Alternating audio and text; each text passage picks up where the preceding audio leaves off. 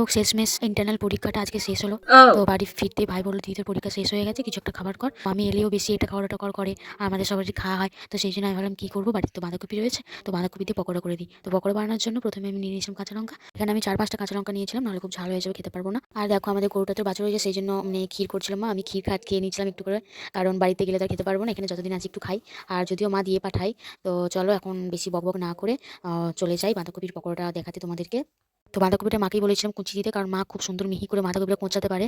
তারপর দেখো বাঁধাকপিটা ধুয়ে নিয়েছিলাম, তারপর ওর মধ্যে বেসন দিয়ে একটু মিট মশলা, একটু সবজি মশলা, নুন আর কাঁচা লঙ্কাটা দিয়ে ভালোভাবে ওটাকে মাখিয়ে নিয়ে তারপরে ওটাকে একটুক্ষণ মাখিয়ে রেখে দিয়ে তারপর কড়াইটা গরম করে ওর মধ্যে তেল দিয়ে, তেলটা কিন্তু ভালোভাবে গরম হওয়ার পরেই বেসনের পকোড়াগুলো ছাড়তে হবে। তারপর আস্তে আস্তে পকোড়াগুলো ছাড়তে হবে একে একে। তো এরকমভাবে ভেজে নিতে হবে একটু লাল লাল করে।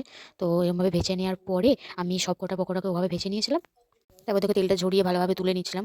এভাবে দেখো সবকটা ভাজা হয়ে গেছে আমাদের। তো দেখো অনেক মুচমুচে হয়েছিল। তারপর সস দিয়ে পরিবেশন করে দিয়ে রেডি হয়ে গেল আমাদের গরম গরম বাঁধাকপির পকোড়া।